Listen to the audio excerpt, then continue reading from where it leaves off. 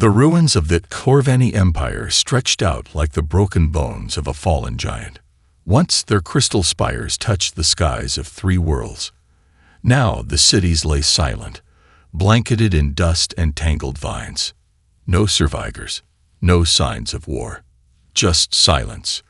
Envoy Rawl stepped carefully through the shattered halls of the last Corvani archive. His boots crunched on debris as he scanned the ancient walls, covered in markings older than most species in the galaxy. Behind him, his team worked quickly, gathering data before the unstable planet shifted again. Time was short. "Found something," Lieutenant Vea called out, her voice sharp in the emptiness. Rawl moved toward her, weaving between fallen pillars. At the heart of the archive, a machine still blinked, a single functioning console, untouched by decay. A miracle, or perhaps something else. Vea tapped the console, and a holographic message flared to life above it.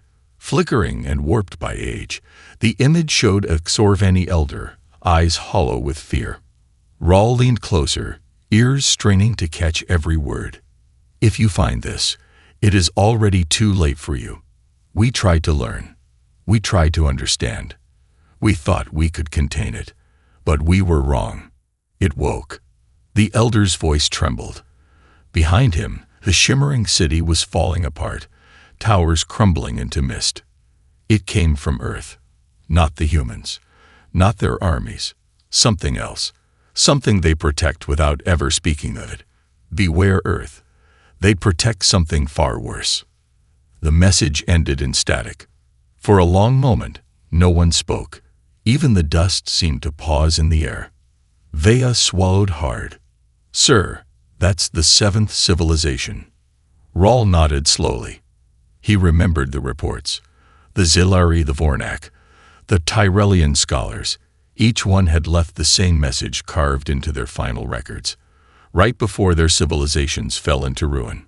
Every time, the last words pointed back to the same blue planet, spinning quietly at the edge of the Orion Arm. "Earth, prepare the report," Rawl said, forcing his voice to stay steady. "The Council will need to see this." Vea hesitated. Are we really going there?" Rawl looked at the dead city around them, the broken dreams of a race that had once believed themselves invincible. He thought of the humans, so small, so overlooked by the great powers of the galaxy, and the silent warning written across history like a scar. He had never feared Earth before. Now he was not so sure. "Yes," he said quietly. "We are." Above them, the skies of the ruined planet darkened. Somewhere in the ruins, a deep rumble shook the ground, as if something ancient and patient was shifting in its sleep.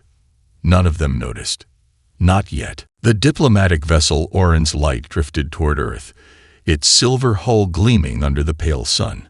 From orbit, the planet looked almost untouched, oceans shimmering like polished glass, forests sprawling in green shadows, cities tucked carefully along the edges of nature.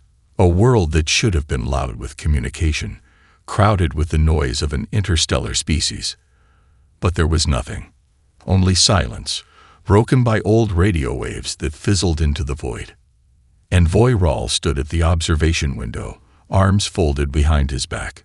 He had seen 1,000 worlds. He had spoken to queens made of living flame, and warlords who commanded fleets larger than moons. Earth, in comparison, should have been easy. But as they approached, a strange weight pressed against his mind, a sensation he could not name. "Incoming transmission," Lieutenant Vea announced, her voice tight. "Put it through," Rawl said. The bridge fell silent as a soft voice filled the room. It spoke in a universal code, old but precise. "Welcome, travelers. We have been expecting you. Permission granted to land. No demands, no questions, no warnings. Just a simple, almost cheerful invitation." Rawl exchanged a glance with his team. No planetary scans showed weapon systems targeting them. No shields flared. Yet the feeling of being watched, measured, grew heavier with every second. The landing site was an open field outside a city called New Geneva, A cluster of human representatives waited as Orin's light touched down, their figures standing calmly against the wind. No security forces, no armies, just smiling faces. Rahl descended the ramp first, his heart steady but cautious. The human in front, a woman dressed in dark green robes, stepped forward and offered a small bow. "Envoy Rahl of the Coalition," she said, speaking perfect standard. "Welcome to Earth. I am Minister Solin." Rahl nodded politely. "We come in peace, to open dialogue." Solin's smile deepened, but it did not reach her eyes. "Of course.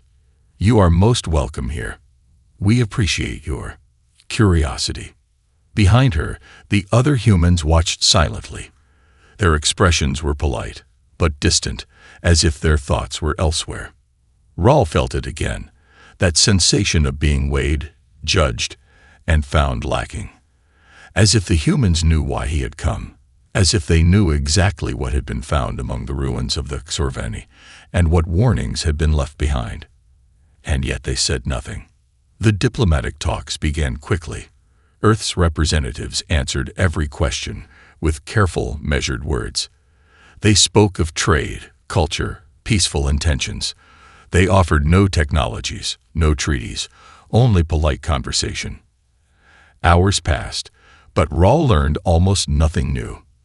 Later, as twilight draped over the field, Rahl stood alone at the edge of the landing zone. He stared up at the stars, feeling the silence stretch around him like an invisible cage. Something was wrong here. Something old and waiting, hidden just beneath the surface. And the humans, they were not afraid. They were prepared. The next few days passed in an eerie routine. Earth's human leaders were cordial, almost too perfect in their hospitality. Rahl's team spent hours cataloging human culture, yet every interaction felt strained, as if they were constantly being watched, not by eyes, but by something more. The Coalition's scientists worked tirelessly, diving into Earth's archives, trying to uncover the ancient records that humans had buried so deep. At first glance, Earth's history appeared simple, even primitive. Wars, revolutions, unification, a typical narrative for any young civilization. But as Rahl's team sifted through old texts, a chilling pattern emerged. The records weren't just incomplete, they were edited. Whole eras of history had been erased or obfuscated. Anomalies that didn't fit into any known timeline. Strange gaps, entire cities that vanished without explanation, and cryptic references to something called the Sealed Ones. Rahl stared at a fragment of an old manuscript. It depicted a massive, shadowed figure, towering over an ancient city. In the margins, the words read, "They came before the Great War. We locked them away." Locked them away. Rahl's fingers brushed over the ink, as if the paper itself held a secret. The more he read, the more confused he became. The Sealed Ones were mentioned in dozens of texts, always cryptic, always vague. Yet no one seemed willing to speak of them directly. As Rahl entered the central archives for another round of research, he encountered Vea, her face drawn and pale. "I found something," she said quietly, glancing over her shoulder to make sure no one was listening. "It's a warning." Rahl's heart skipped a beat. "Where?" Vea handed him a holoscroll she had uncovered. The ancient document, marked with strange symbols, contained nothing that could be easily translated. However, there were familiar phrases, a language known only to the old civilizations, one that many species had long since forgotten. With great care, Rahl connected the scroll to the data feed. As the symbols shifted into standard, the translation began. "To the children of the stars, beware the ones who guard the dark. They are not what they seem. We were fools to think we could control it." The message was from a civilization no one had ever heard of, its name erased from the galaxy's collective memory. The words burned with urgency, though the message had been hidden for millennia. The final line sent a chill through Rahl.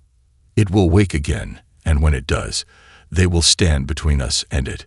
We must never seek the truth." Rahl looked up, his gaze narrowing. "Who are they?" Vea shook her head. "I don't know, but I'm starting to think the humans, have been hiding something far worse than we imagined." The silence that followed was thick with unspoken fear. The pieces were starting to fall into place. The humans knew about the sealed ones. They were guarding something. But what? The hours stretched into days, and the quiet unease settled over the team like a thick fog. The more Raul dug into Earth's past, the more he felt something lurking, just beneath the surface, refusing to be understood. Every answer he received from the humans felt rehearsed, too careful, as though they were playing a game that he wasn't invited to join. Then, one morning, it happened. Raul and Vaya were reviewing some of the more obscure human texts when the air suddenly crackled with tension. The ground beneath them vibrated, subtly at first, then with an increasing intensity that rattled the metal walls of the research base. Raul's communicator buzzed sharply, and he snapped it to his ear. "Envoy Raul," the voice of Commander Jalin crackled through. "You need to see this. We found something." Without waiting for a response, the line went dead. Raul's pulse quickened. He exchanged a quick glance with Vea. "Let's move." They rushed to the command center, where a large display showed a map of the southern hemisphere, zoomed in on Antarctica. A red dot flashed with alarming speed, pulsing in irregular intervals. "What's happening?" Raul asked, his voice tight. Jalin, a seasoned officer with a sharp gaze, turned to face him. "We've detected a massive energy surge beneath the ice. It's coming from a location that, according to all scans, shouldn't even exist. We were monitoring routine geological activity when this anomaly appeared. The energy readings are off the charts." Raul stared at the map. The red dot blinked menacingly. His heart sank. He knew, deep down, that this wasn't a coincidence. "Where exactly is it?" Jalin didn't hesitate. "Right beneath the containment site we were warned about." Raul's blood ran cold. He had read the warnings. He had seen the records. He had heard the stories. But it was always theory, stories from civilizations long gone. Now those stories were coming alive in a way he couldn't ignore. "What's our next move?" Vea asked, her voice low. "We go down there," Raul said, the decision burning in his chest. "We need to see what they're hiding." An hour later, Raul, Vea, and a small team of elite soldiers were boarding a coalition dropship. The journey to Antarctica was tense, the air thick with anticipation. As they descended into the icy wasteland, the ship's sensors blared, detecting the anomaly again. It was like the Earth itself was shaking, as if something ancient and powerful had just awakened. When they arrived at the site, Raul's breath caught in his throat. The landscape was eerily still, the snow undisturbed, as if it had been waiting for them. And there, hidden beneath a glacier, was the entrance, a massive steel door, partially cracked open. The breach. Vea glanced at Raul, her expression unreadable. "This is it, isn't it? What they've been hiding." Raul nodded grimly. "Let's find out." As they approached the door, the wind howled around them, and the earth rumbled beneath their feet, a deep, resonant vibration that made the hairs on the back of Raul's neck stand up. He reached for his weapon, but something told him that nothing they carried would be enough for what lay beyond that door. They stepped forward, ready to face whatever waited in the dark. The massive steel door groaned as Raul's team forced it open. The air inside was frigid, the smell of old metal and earth thick with age. Beyond the door, the darkness seemed to press against them like a living thing, heavy and oppressive. They switched on their flashlights, their beams cutting through the blackness, illuminating walls of thick, frost-covered rock. The cold bit into their skin, more intense than anything they had ever experienced before. Raul's boots echoed on the frozen ground as they moved deeper into the cavernous space, the team following closely behind. Every step they took felt like trespassing, as if they were disturbing something that had been resting for far too long. The deeper they went, the more unsettling the place became. The walls weren't just natural stone. They were carved, shaped by an intelligence far beyond the capabilities of any known species. It was clear that whatever lay ahead, it wasn't made by humans or by any of the civilizations that had vanished long ago. They came to a large chamber, its size impossible to measure in the beam of their lights. In the center of the room, suspended in midair, was a large crystalline structure. It pulsed faintly with an eerie, otherworldly light, casting strange shadows against the jagged walls. The air seemed to hum, vibrating with a frequency that sent a shiver down Rawl's spine. "What is this?" Vea whispered, her voice trembling. Rawl's breath caught in his throat as he stepped closer. The crystals were not just a natural formation. They had been carefully arranged as if someone, or something, had designed this structure with intent. He could feel the pulse of energy coming from it, deep and resonant, like a heartbeat. "Something is waking," Rawl murmured, his voice barely above a whisper. "The energy readings. They're off the scale." Jilin, standing next to him, looked at the display on his wrist terminal, his brow furrowed in confusion. "These readings don't match anything we've encountered before. It's not just energy. It's something else. Something. Alive." As if in response, the room shifted. The walls rumbled, a low growl like a distant storm. The crystals began to vibrate, and a tremor ran through the ground beneath their feet. The lights flickered, and the temperature dropped, the cold turning unbearable in an instant. Rawl could feel it, a presence ancient and oppressive, pressing in from all sides. It was as if the very room had a mind of its own, and it didn't want them there. The hair on the back of his neck stood up as he glanced around, his pulse quickening. Something was stirring beneath the surface. "Get back," he ordered, his voice urgent. "We need to leave. Now." But as the team turned to retreat, the ground beneath them cracked with a deafening roar. A massive shape, shifting, fluid, and dark, broke through the stone, emerging from the depths of the chamber. It was a silhouette, formless yet immense, a shape that seemed to move beyond the rules of reality itself. It was not a creature. It was not alive in any way they understood. It was something else. The air grew thick with a sense of hunger. The very room seemed to bend around them, a force pressing down on their chests, forcing them to their knees. Rawl tried to call out, but his voice was swallowed by the immense presence that had woken. The thing beneath them was not just waiting. It was alive, and it was aware of them.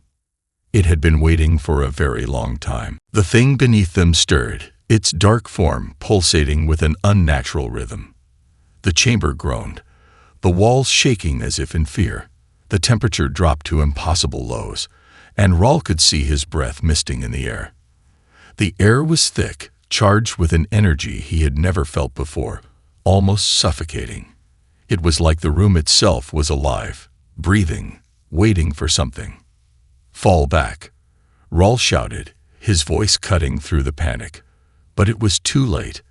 The force pressing down on them intensified, like invisible hands gripping their bodies, forcing them to remain in place. The thing, no, the presence, moved closer, its amorphous shape writhing, as if testing their resolve. Rawl's heart raced, and his thoughts spiraled. What was this? What had they stumbled upon? "Do you hear it?"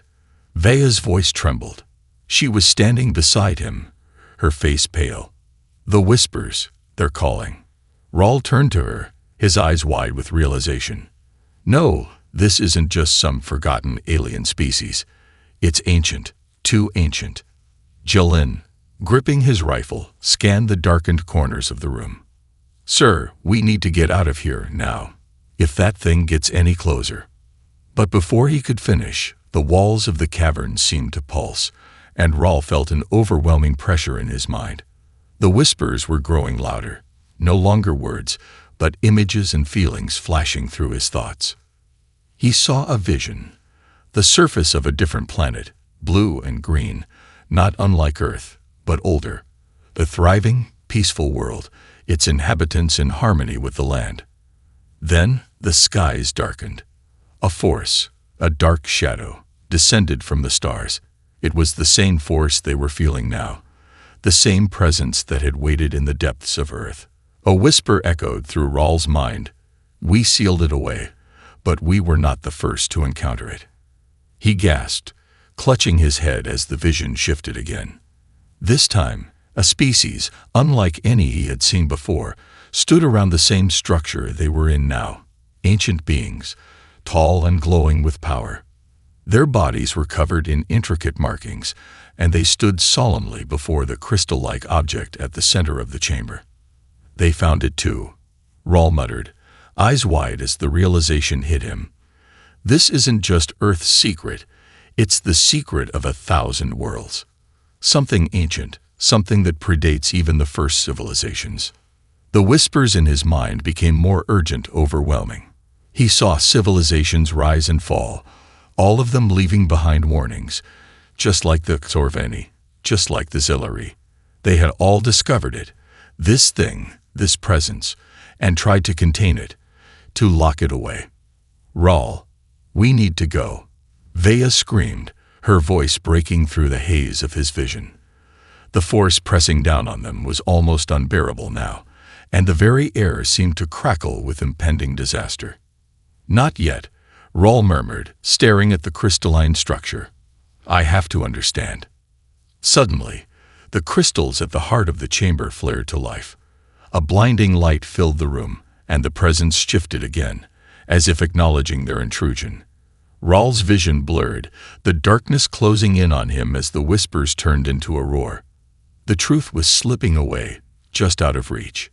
Whatever this thing was, it had been waiting for centuries, maybe millennia.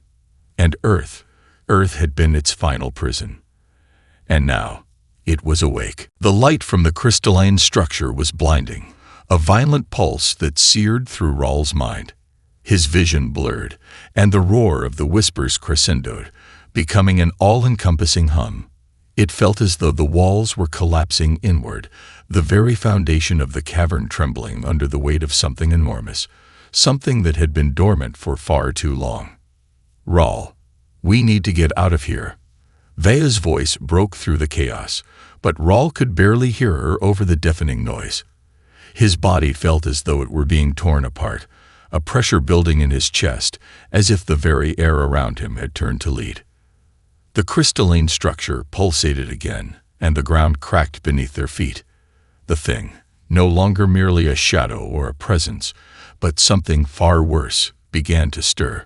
It was waking, shifting, and as it did, the room itself seemed to respond, shifting with it. The walls, the ceiling, the floor, all began to ripple, as if they were no longer bound by the laws of physics. Rawl stumbled, trying to regain his bearings. He could feel it now, a mind, vast and cold, wrapping around his thoughts, probing, searching.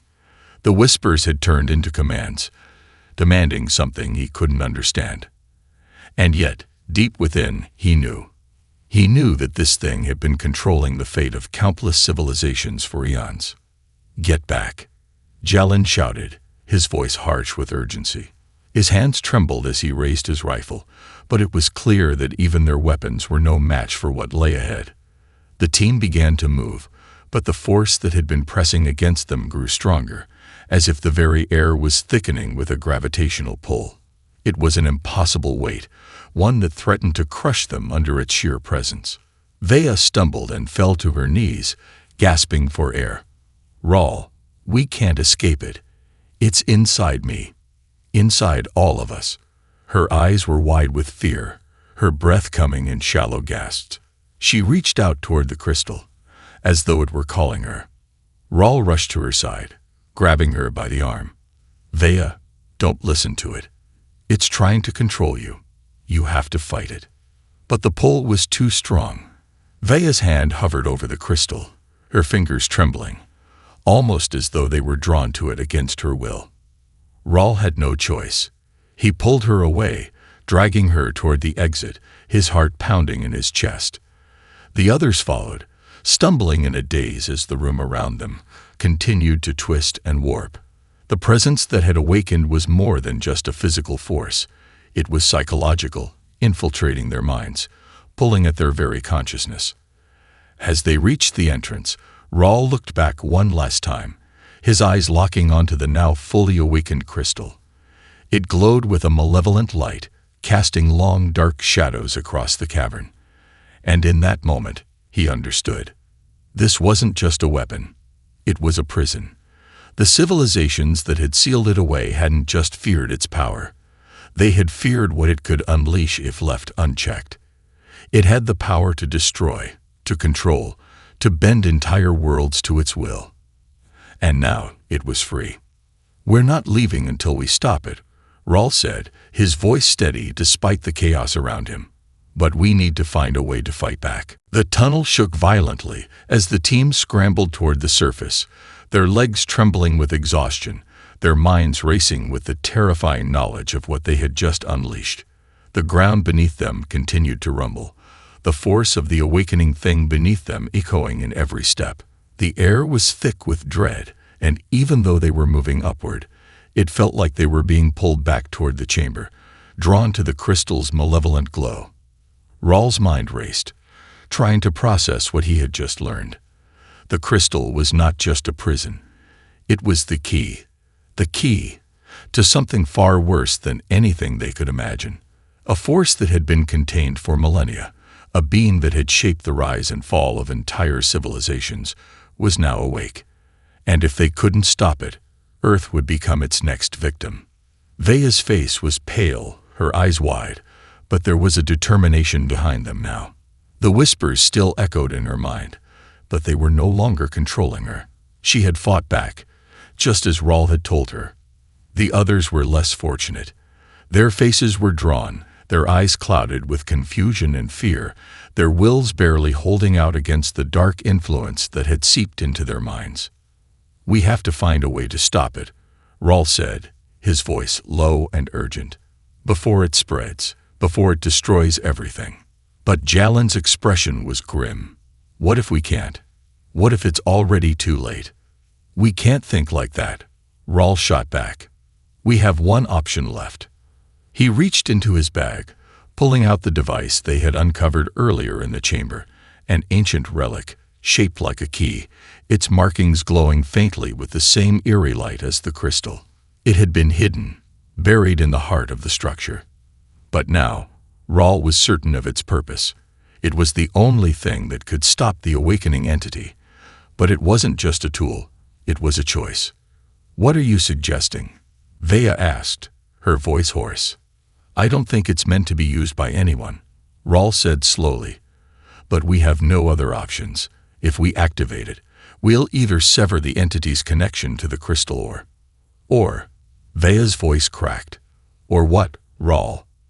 Rawl hesitated, swallowing hard. "Or we destroy everything. The crystal, the structure, Earth, all of it. We'll be wiping out the only thing keeping that thing from breaking free entirely." There was a long, tense silence. The weight of his words hung heavy in the air.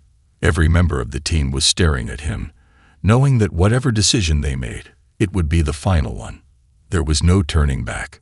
"You're asking us to destroy Earth," Jalen said, his voice cold, but not with anger. Fear. "You're asking us to sacrifice everything we've worked for." "We don't have a choice," Rawl replied, his voice firm. "If we don't destroy it now, there will be nothing left to save. The consequences are unimaginable." Vea stepped forward, her eyes locked on Rawl's. "Then let's do it." Rawl nodded, his heart heavy with the weight of the decision. He activated the device, and the ground trembled beneath their feet. The air crackled with energy as the relic hummed to life.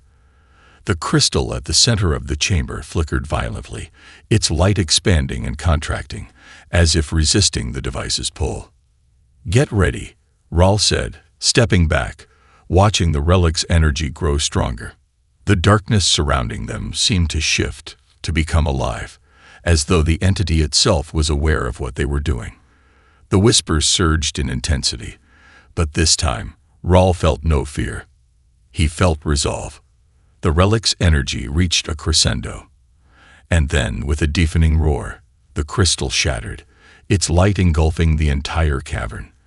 A shockwave of raw power blasted outward, sending the team sprawling across the icy ground. And then silence. When Rawl opened his eyes, the crystal was gone. The chamber was nothing but shattered remnants of ancient stone. The air was still. The whispers had ceased. They had done it. But the cost was high. The team stood in the cold, staring at the ruins. Earth was safe, for now. The nightmare they had unleashed was gone. But the truth remained. The relic had destroyed the only prison capable of holding such an entity. The universe would now have to contend with a power that had once been sealed away for a reason. Rawl looked out over the wasteland of broken stone. The fight's not over, but we've bought time. And with that, the team turned and walked into the silence, knowing they had made the only choice that mattered.